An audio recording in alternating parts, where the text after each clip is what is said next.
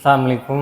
मैं डॉक्टर मोहम्मद हारून उस्मानी साहब और डॉक्टर शाहज़ेब ख़ान साहब का शुक्रिया अदा करता हूं कि उन्होंने मुझे सरवत हुसैन पे बात करने का मौका दिया।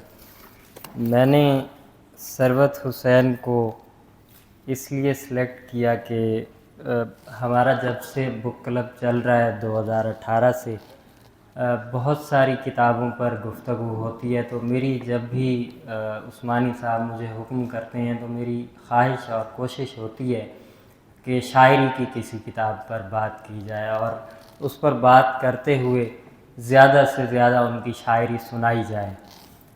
तो कुलियात सरवत हुसैन और उसके साथ एक किताब है जो इसकी बाक़ियात है सरवत हुसैन की, फ़ाते का गीत। इन दोनों पे मैं बात करूँगा। सरवत हुसैन एक ऐसे शायर हैं जिन्हें हर लम्हे जितनी ज़िंदगी उन्होंने गुजारी, कुछ ना कुछ नया करने की धुन उनके सर पे सवार रही। अगर हम उनकी शायरी को देखें तो इसमें हमें नज़्म में नसरी नज़्म भी मिलती है, आज़ाद नज़्म, पाबंद नज़्म, नज़्मों की बहुत सारी किस्में मिलती हैं। हिकायतें उन्होंने लिखीं, एक नावल का भी आगाज़ किया जो कि मुकम्मल नहीं हुआ। गज़ल में भी उन्होंने कई तजर्बे किए, उसमें छोटी बहर की गज़लों के साथ साथ बहुत सारी गज़लें और मिलती हैं।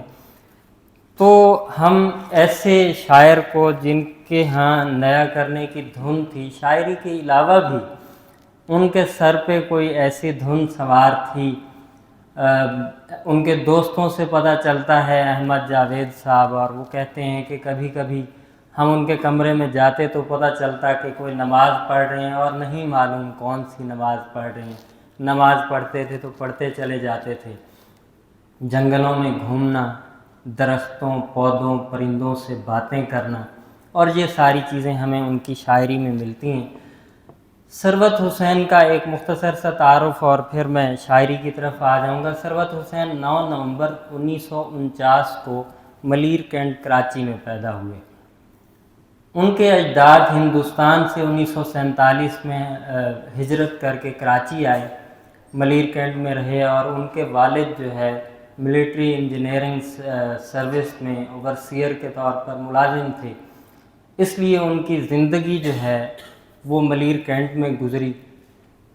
वहाँ की जो ज़िंदगी है, अमूमन जो अस्करी कॉलोनियों की ज़िंदगी, वो हम जहाँ भी देखते हैं और जहाँ भी जाएं तो हमें वहाँ की ज़िंदगी देखने से दो चीज़ें मिलती हैं, एक मनफ़ी और एक मस्बत हवाले से। मनफ़ी ये है कि वहाँ पे बेतहाशा खामोशी, बहुत ज़्यादा तन्हाई और सुनसान गलियाँ एक तरह से मिलती हैं। ये ज़िंदगी हमारी बस्तियों की, कस्बों की और शहरों की आम ज़िंदगी से बहुत मुख्तलिफ होती है। और दूसरा, वहाँ पर दरख्त, वहाँ पर साफ़ सुथरी इमारतें, वहाँ पर दरख्तों में कई अक़साम के दरख्त, और इसके अलावा सहूलियात, फव्वारे जो इनकी शायरी में हमें मिलते हैं। तो ये चीज़ें हैं, ये एक मुस्बत पहलू है। लेकिन जो पहली बात मैंने की उसका असर बचपन से, चूँकि सरवत हुसैन ने अपने स्कूल के ज़माने से 4वीं और 5वीं क्लास में थे, इन्होंने शेर कहना शुरू कर दिया। तो जो पहली चीज़ थी उसकी वजह से सरवत के यहाँ खामोशी, उदासी और मायूसी के इस्तिआरे बेतहाशा, जब वो कॉलेज के ज़माने में शेर कह रहे थे तो बेतहाशा उनके यहाँ मिलते हैं। और इस कुलियात के आखिर में जो उनके कॉलेज के ज़माने की शायरी है वो इससे अलग इसमें शामिल की गई है कुलियात में। तो मैं उसमें से कुछ शेर पढ़ता हूँ। उस गली के सारे घर खामोश थे, तारीक थे, जाने क्यों रोशन रहा था एक दरीचा देर तक। बाज़ारों की इस रौनक में शाम ढले, चेहरों का खामोश समंदर देख रहा हूँ। और वो ऐसी खामोशी थी कि वहाँ पर अगर माचिस, एक तीली जलाई जाए, उसकी आवाज़, एक पत्ता गिरे तो वो सन्नाटे में एक चीख की तरह उसकी आवाज़ सरवत हुसैन ने महसूस किया और उसे शेरों में यूं ढाला। माचिस की तीली ने सिगरेट सुलगाया, पल भर को एक शोला भड़का, डूब गया। छत टीन की थी टूट के बरसी जो कल घटा, बारिश के साथ 7 बजे जल तरंग भी। सकूते शाम को मौजे हवा ने तोड़ दिया, खुले किवाड़ को खिड़की से फूलदान गिरा। कोई पत्ता गिरे जो टहनी से, शब का सन्नाटा चीख उठता है। तो ये वो माहौल था जिस माहौल में वो रह रहे थे, उसका उन पे असर हुआ। तो सरवत हुसैन के जब वो कॉलेज में गए तो कॉलेज में उनके दोस्तों में, उनके हम जमात में और कॉलेज के दूसरे शोबों के लोगों में वहाँ पे उन्हें परवीन शाकिर, सगीर मलाल और अयूब खावर, ये लोग यूनिवर्सिटी में उनके साथ थे। बाहर की उनकी महफ़िलों में जॉन एलिया, सलीम कौसर, अफजाल अहमद, सैयद अनवर सिंह राय, अज़रा अब्बास, तो ये चीज़ें उनके साथ थीं कि बाहर भी एक कराची में बड़ा हल्का मुयस्सर था उन्हें और कॉलेज के अंदर भी। तो ये इन सारी बातों में सरवत हुसैन के नज़्म पर, उनकी गज़ल पर, उनकी शायरी पर बात करने के लिए जो गलत फहमी हमारे नकादों और बहुत से पढ़ने वालों के यहाँ पैदा हुई, वो एक शेर से हुई। वो शेर मैं पढ़ता हूँ कि मौत के दरिंदे में एक कशिश तो है सरवत, लोग कुछ भी कहते हों खुदकुशी के बारे में। ये एक शेर था जो सरवत हुसैन की कुलियात में मौजूद है। जब भी सरवत हुसैन पे बात की गई तो सरवत हुसैन की तमाम तर शायरी को इस खुदकुशी के इर्द गिर्द लपेट दिया गया और सरवत की शायरी को हमेशा एक ही इस्तिआरे की झेल में रख के देखा गया। इसके अलावा मैं 2-3 और शेर भी सुना देता हूँ जो उनकी शायरी में मौत का इस्तिआरा लिए हुए हैं, खुदकुशी का इस्तिआरा लिए हुए हैं। घायल पंछी तेरे कुंज में आन गिरा है, इस पंछी का दूसरा फेरा फिर नहीं होगा। सरवत तुम अपने लोगों से यूं मिलते हो जैसे इन लोगों से मिलना फिर नहीं होगा। या फिर उनका शेर है, कसम है आग और पानी की, मौत अच्छी है बस जवानी की। सरवत हुसैन ने ये शेर अपने कुलियात में कहे और फिर ख़ुदकुशी भी कर ली। 1993 में पहली बार सरवत हुसैन ने कोशिश की खुदकुशी की, दोनों टांगों से महरूम हो गए लेकिन बच गए। उन्होंने 1996 में दूसरी बार कोशिश की और फिर वो अपने उन लोगों की तरफ, उन दोस्तों की तरफ, उन दरियाओं, उन नहरों, परिंदों, पौधों, फूलों की तरफ मुड़कर देखने के लिए उन्हें वक्त न मिला और रेल के पहिए उन्हें टुकड़े टुकड़े करते चले गए। जब ये सारा हुआ और सरवत हुसैन के यहाँ ऐसे शेर भी हैं, क्यों ना हमारे नकाद और मुहक्किक सिर्फ़ और सिर्फ सरवत की शायरी को उसके गिर्द लपेट देते। लेकिन मेरे ख़्याल में ये एक बात मुझे समझ आई कि सरवत हुसैन को शायद उतनी तवज्जो से पढ़ा नहीं गया, वरना उनके यहाँ ये इस्तिआरे जो खुदकुशी का हवाला बनते हैं ये बहुत कम हैं। उनके यहाँ ज़िंदगी के और ज़िंदगी से जुड़ी हुई दूसरी चीज़ों के इस्तिआरे बहुत ज़्यादा हैं। उनकी खुदकुशी को भी मुख्तलिफ़ वजूहात उसकी तराशने की कोशिश की गई। हम शेर पढ़ते हैं, हम नसर पढ़ते हैं, तो हमारे यहाँ एक बातें एक साथ पाई जाती हैं। एक ये कि शायरी के अंदर से, नसर के अंदर से, नावल के अंदर, कहानी के अंदर से कोई हवाला ले लिया जाए, कोई वाक़या ले लिया जाए और सारी शायरी की उस सामने शायर की या लिखने वाले की पूरी ज़िंदगी को देखा जाए। या ये होता है कि शायर का कोई वाक़या हमारे सामने होता है तो उसकी तख्लीक़ात पर हम उसे लागू कर देते हैं। सरवत के साथ भी यही हुआ, वजूहात ढूंढी गई। सरवत हुसैन के कॉलेज के यूनिवर्सिटी के फ़ेलोज़ में परवीन शाकिर थीं, वो शोबा अंग्रेज़ी में पढ़ रही थीं। सरवत हुसैन शोबा उर्दू में एमए उर्दू कर रहे थे जामिया कराची से।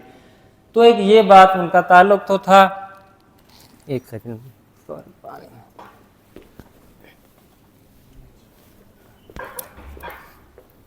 माफ़ी चाहता हूँ। तो उनका ताल्लुक़ तो था اور ایک دوسرے سے محبت کا سلسلہ بھی تھا۔ دونوں کا اگر شعر کہنا ہو تو یہ کوئی ایسی بڑی بات بھی نہیں تھی، لیکن بعد میں دوستوں نے، ان کے ارد گرد کے لوگوں نے ان کی خودکشی کو پروین شاکر کے گرد بھی لپیٹنے کی کوشش کی اور اسے بھی وجہ بنایا، اور یہ کہ پروین شاکر جو ہے، یہ ایک غلط فہمی کہ پروین شاکر جو ہے لوگوں کو، شاعروں کو بطور سیڑھی استعمال کرتی تھیں، اور انہوں نے سب سے پہلی سیڑھی ثروت حسین کو بنایا۔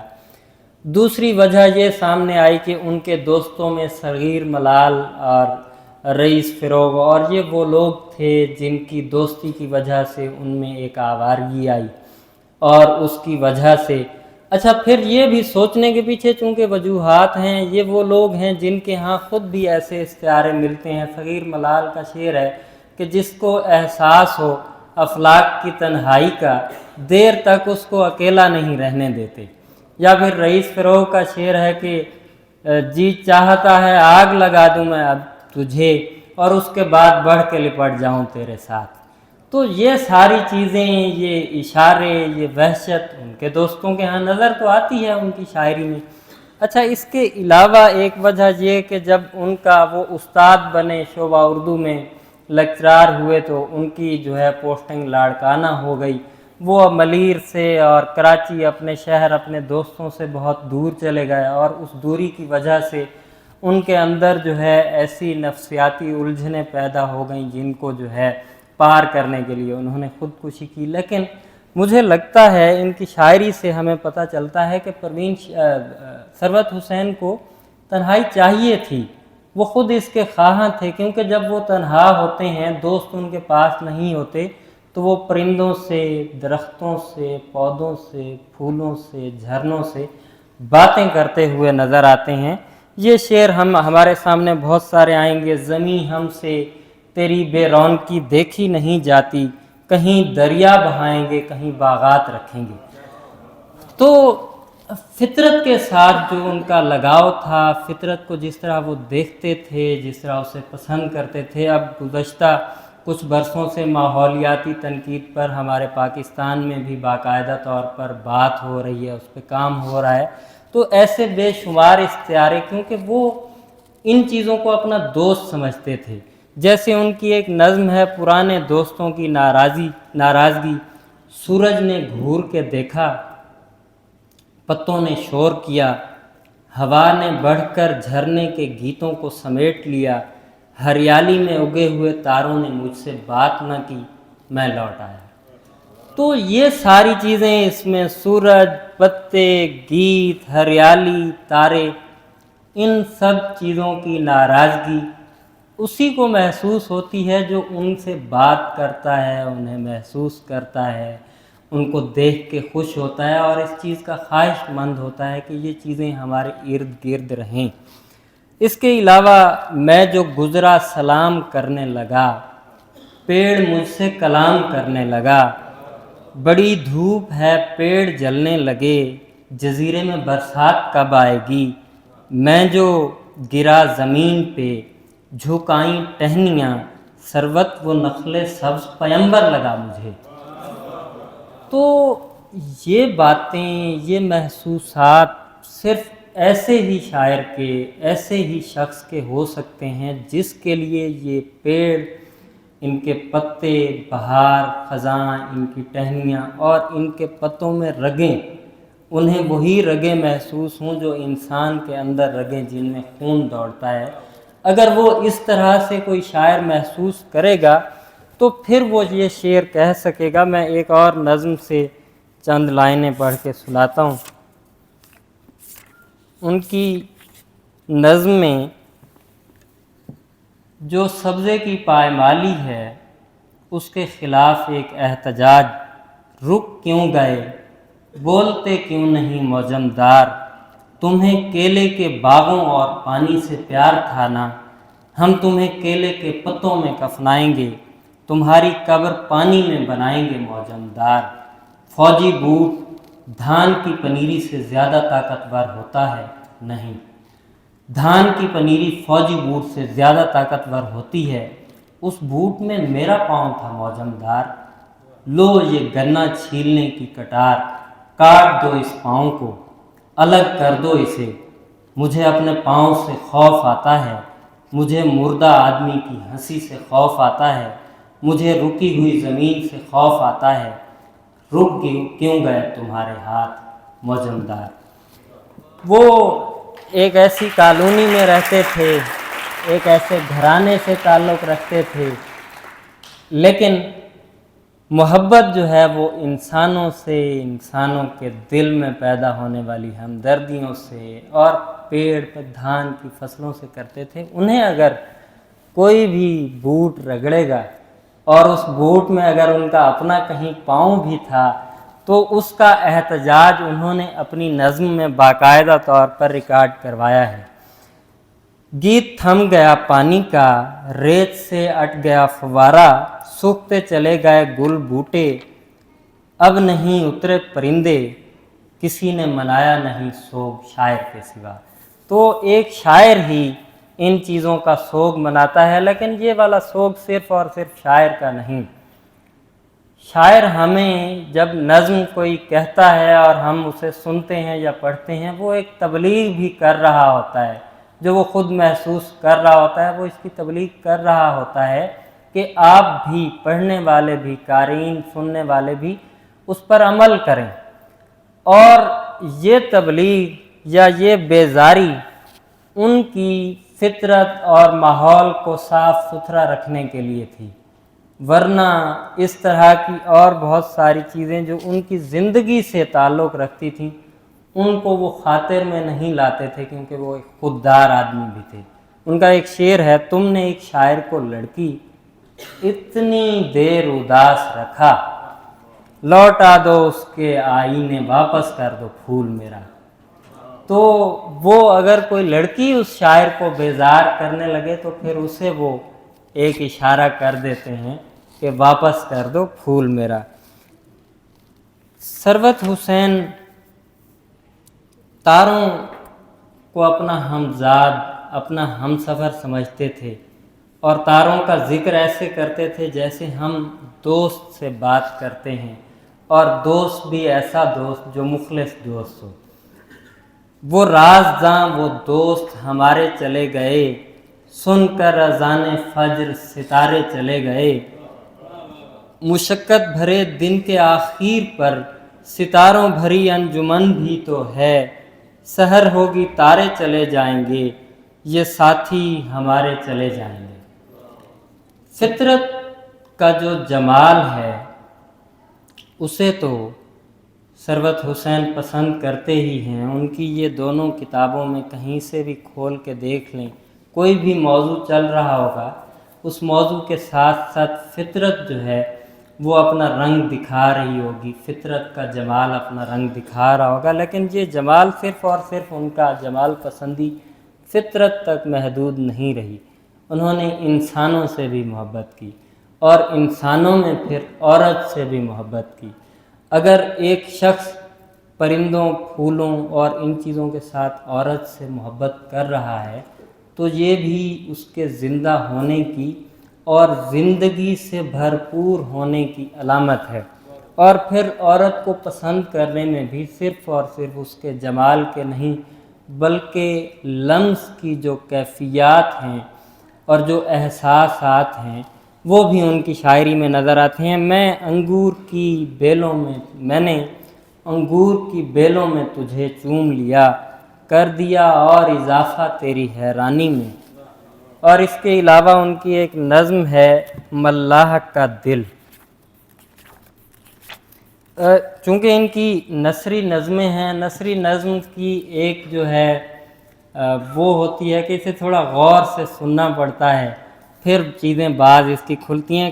किसी ने नहीं देखा मल्लाह का दिल, यहाँ तक कि शाम आ गई वो गिर पड़ा एक ऊंचे मस्तौल से, कभी न उठने के लिए किसी ने नहीं देखा मल्लाह का दिल। जब वो फेंक दिया गया पत्थर की तरह गहरे पानी में, किसी ने नहीं देखा मल्लाह का दिल। और उसमें सोई हुई एक लड़की को किसी ने नहीं देखा। तो इसके अलावा सरवत के यहाँ मौसीकी, गीत, काफ़ियाँ, गाने, ये चीज़ें इनकी शायरी में बिखरी हुई, नज़मों में, गज़लों में बिखरी हुई नज़र आती हैं। इनकी शायरी पढ़ते हुए अगर हम सिंध की तहज़ीब और उस तहज़ीब में इनका एक दो लाइनें हैं, गलियों से गुज़र जाऊं कांधे पे धरे साज, तो हमें ये लाइनें पढ़ते हुए महसूस होता है, हम एक मंज़र देखते हैं अपनी आँखों में कि जैसे अलन फ़कीर के रूप में कोई फ़कीर कांधे पे साज धरे, मुख्तलिफ़ बस्तियों, बनों, कस्बों से गुज़रता हुआ सचल सरमस्त लाल शहबाज कलंदर और इसके अलावा शाह अब्दुल लतीफ़ भटाई के मेले की तरफ जा रहा हो, तो वो बाकायदा हमें इनकी नज़मों में महसूस होता है। और मौसीकी के साथ जो भी ऐसी आवाज़ें जो समात को भली लगें, वो भी मौसीकी की झेल में उनके यहाँ आती हैं। उनकी नज़्म है पीतल की घंटियाँ। हरे भरे बन में चौपायों के साथ हैं पीतल की घंटियाँ, गिरजा की डोर में, मंदिर की भोर में, मकतब के शोर में सदा यूं ही बजा करें पीतल की घंटियाँ। और सिंधड़ी तेरी बेटियाँ रलियाँ बनाती हैं, गाती हैं, रंगीन टुकड़ों को वहदत में लाती हैं। तो ये जो रंगीन टुकड़ों को, पार्चों को, ये सिंधी यहाँ पे जो बैठे हुए हैं या जिन्होंने रलियाँ देखी हुई हैं, वो जानते हैं कि किस तरह मुख्तलिफ़ रंगों के टुकड़ों को जोड़ा जाता है। तो सरवत हुसैन ने न सिर्फ सिंधड़ी बेटियों के काम काज को, उनके दस्तकारी को इसमें बयान किया, बल्कि उन्होंने ख़ुद अपनी नज़मों में भी कई रंग उसी तरह टांके हैं जिस तरह से रलियों के टुकड़े टांके जाते हैं। तो ये रंग सब के सब ज़िंदगी के इस्तिआरे हैं। वो जो एक गर्द उनकी शायरी पर जम जाती है, मौत के दरिंदे में एक कशिश तो है सरवत, लोग कुछ भी कहते हों ख़ुदकुशी के बारे में, वो गर्द हम अगर इसको गौर से पढ़ेंगे तो बहुत आसानी से छट जाएगी। वो इस तरह से कि कुछ और चीज़ों के बाद मैं इसको समेटने की कोशिश करता हूँ। सरवत हुसैन के यहाँ जो हमारी इस्लामी तहज़ीब है उसके अनासर, असातीर, वो इनकी शायरी में बहुत नज़र आती हैं। मुझे अब ठीक से याद नहीं है जहाँ पे जो इस्लाम मज़हब का इल्म ज़्यादा रखने वाले लोग बैठे हैं वो इस पे दरगुज़र करेंगे, लेकिन मुझे जितना एक वाक़या याद है, बहुत बचपन में मस्जिदों में जब जलसे सुनने जाते थे तो एक वाक़या तब सुना था, वो ये था कि हज़रत मूसा और फ़िरौन का जो वाक़या है कि फ़िरौन को ये पता चला, इसमें कमी बेशी का मैंने पहले ज़िक्र कर दिया, पता चला कि एक बच्चा जो है यहाँ उनकी सल्तनत में ऐसा होगा जो उन्हें शिकस्त देगा। तो उन्होंने ये लागू करवा दिया कि जहाँ कोई भी बच्चा पैदा होगा बेटा तो उसे मार दिया जाए। हज़रत मूसा की पैदाइश हुई तो उन्होंने, उनकी माँ ने एक संदूकचे में बंद किया और हुक्म के मुताबिक दरिया में बहा दिया। वो उनके महल के करीब से जब वो गुज़रने लगा तो उनकी जो खातून खाना या ने उठा लिया और देखा कि संदूक बड़ा खूबसूरत है, खोला तो बच्चा अंदर बहुत खूबसूरत, तो उन्होंने उसे रख लिया अपने पास और उसकी परवरिश करने में। जब उन्हें पता चला फ़िरौन को तो उन्हें फिर वो बात जहन में आई कि कहीं ये वही बच्चा ना हो जिसने मुझे शिकस्त देनी है, जिसने मेरा मुकाबला करना है, मेरी खुदाई को झुटलाना है। तो ये उन्होंने फ़ैसला किया कि एक तरफ फूल रखे जाएं और एक तरफ आग, और अगर इस बच्चे ने आग की तरफ हाथ बढ़ाया तो ये फिर वो नहीं होगा, ये आम, और अगर उसका हाथ फूल की तरफ गया तो ये वही बच्चा है, ये वही नबी है, ये वही इशारा है जिसने इसे करना है। تو یہ ایک واقعہ، اور اس کے علاوہ ایک کتاب کا میں نے نام پڑھا، عورت، خوشبو اور نماز، سید محمود ہاشمی کی کتاب ہے۔ مجھے تجسس ہوا تو میں نے ان سے پوچھا، انہوں نے مجھے بتایا کہ سرکار صلی اللہ علیہ وآلہ وسلم کی حدیث مبارکہ ہے کہ مجھے نماز، خوشبو اور عورت پسند ہے۔ تو یہ جو اساطیر ہیں، یہ جو واقعات ہیں، وہ ثروت حسین نے اپنی شاعری میں کس طرح استعمال کیے۔ یہ رسم انبیاء زندہ ہمیں سادات رکھیں گے، یہ رسم انبیاء زندہ ہمیں سادات رکھیں گے، جہاں پر آگ دیکھیں گے وہیں پر ہاتھ رکھیں گے، نہیں ہے کربلا سے واپسی کا راستہ کوئی، جہاں بھی جائیں گے شہزادیوں کو ساتھ رکھیں گے، اور دل تباہ اگر ہے نجات کا طالب تو ورد سورہ رحمان کیوں نہیں کرتا، عورت، خوشبو اور نمازیں، اب ہے یہی معمول میرا، اس شہدیل سیارے پر میں ہوں اور رسول میرا۔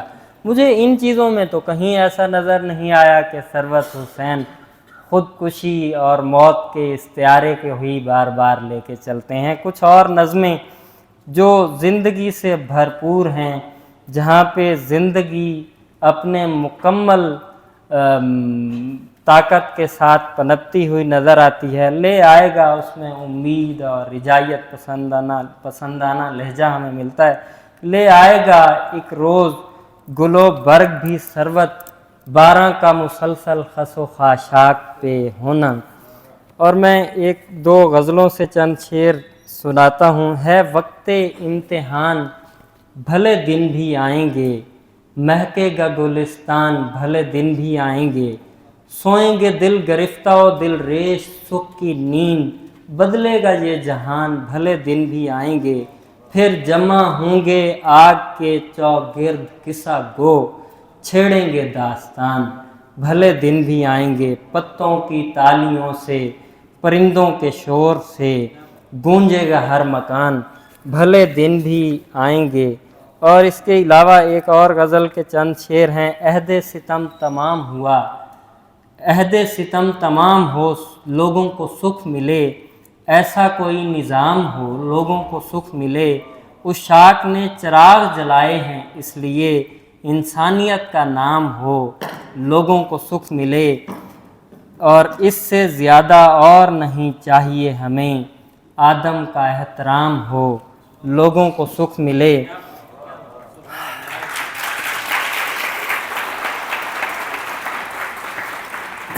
خودکشی کے فرشتے سے وہ مخاطب ہوتے ہیں ثروت حسین کی، وہی جو ایک آغاز میں نے بات کی کہ ان کا جب جی چاہتا ہے وہ شاعری میں تاروں سے باتیں کرنے لگتے ہیں، پھولوں سے، پرندوں سے، یہیں نہیں ٹھہرتے فرشتوں سے بھی باتیں کرنے لگتے ہیں، اور ان کی کلیات میں ایک پورا سلسلہ ہے جس میں مختلف فرشتوں سے ان کی گفتگو ہے۔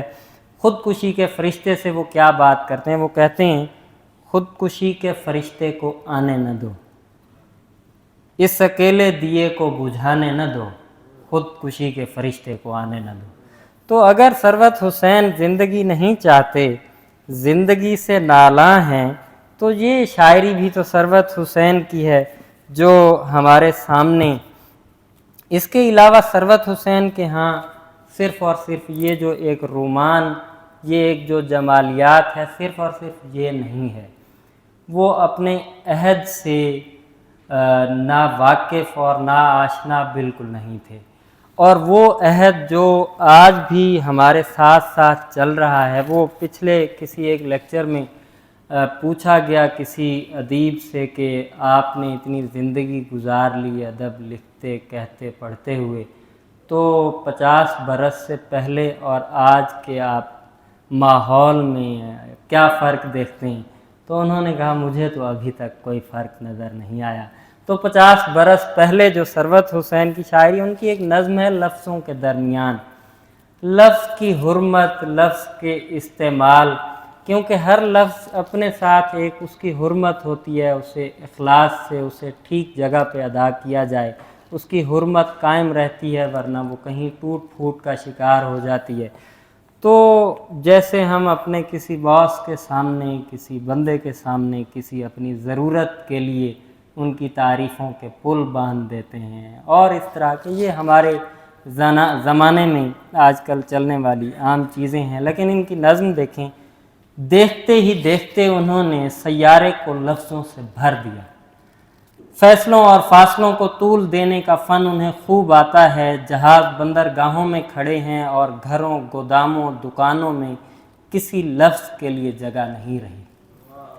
اتنے بہت سے لفظ، اف خدایا، مجھے زمین پر چلتے ہوئے 28 برس ہو گئے، باپ، ماں، بہنوں، بھائیوں اور محبوباؤں کے درمیان، انسانوں کے درمیان میں نے دیکھا تعریفوں، تعارفوں اور تعزیتوں کے لیے ان کے پاس لرزتے ہوئے ہونٹ ہیں، ڈبائی ہوئی آنکھیں ہیں، گرم ہتھیلیاں ہیں، انہیں کسی ابلاغ کی ضرورت نہیں۔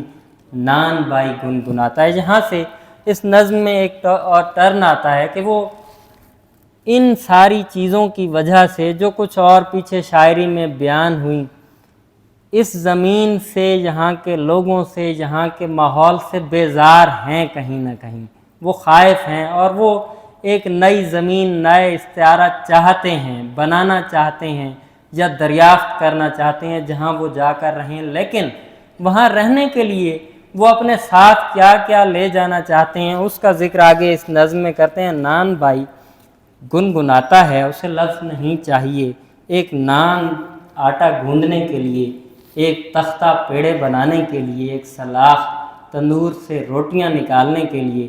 نان بھائی کام ختم کر لو تو میرے پاس آنا، یہاں کنارے پر سرکنڈوں کا جنگل آپ اگایا ہے، کچھ قلم میں نے تراشے ہیں اور ایک بانسری، باقی سرکنڈوں سے ایک کشتی بنائی ہے، کشتی بن گئی، اب وہ جانا چاہتے ہیں کسی نئے سیارے کے لیے، وہاں صرف اور صرف وہ چیزیں اپنے ساتھ لے جانا چاہتے ہیں جس پہ وقت کی، زمانے کی کوئی گرد نہیں ہے، خالص چیزیں۔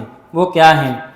گڈریا، کسان، دستکار، موسیقار، آہنگر، سب تیار ہیں، اور ان کے ساتھ کچھ آوازیں کشتی میں رکھ لی ہیں، مدرسے کی گھنٹی، ایک لوری اور ایک دعا۔ ایک نئی زمین پر زندہ رہنے کے لیے اس سے زیادہ کچھ نہیں چاہیے۔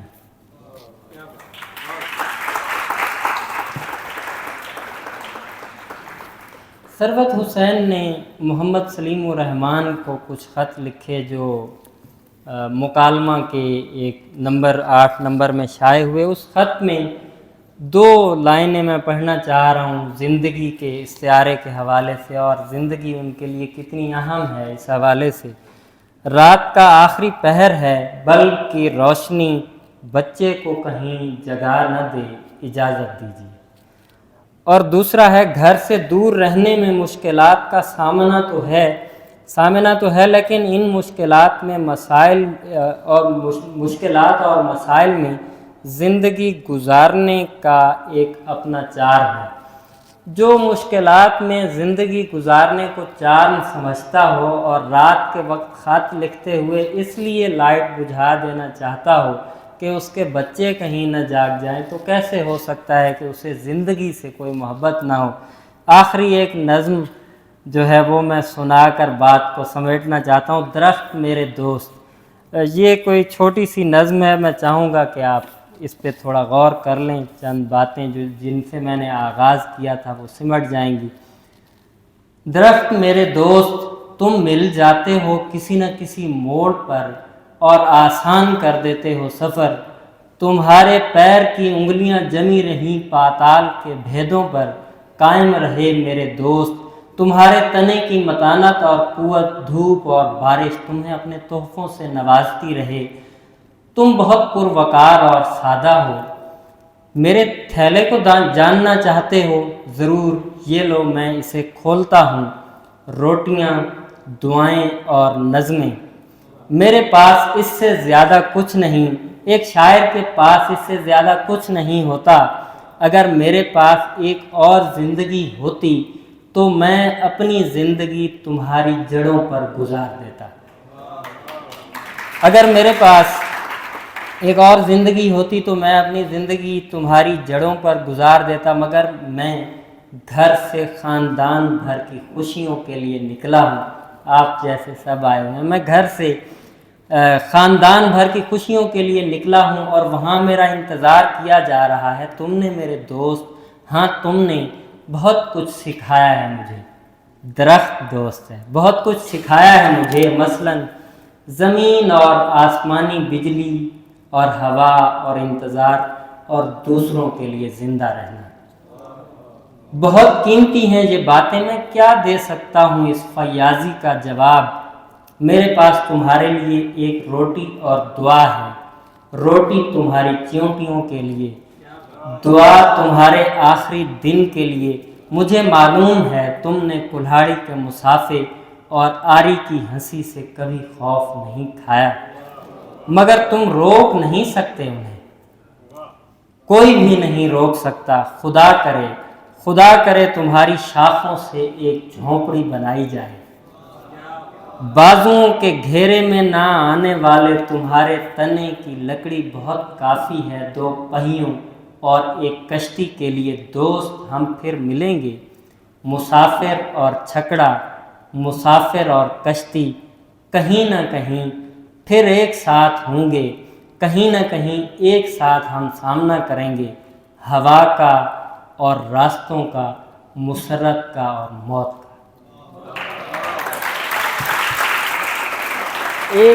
ایک آخری پیراگراف اس کتاب میں سے میں پڑھ لیتا ہوں۔ جو زندگی ہے ان کے لیے زندگی کتنی اہم ہے۔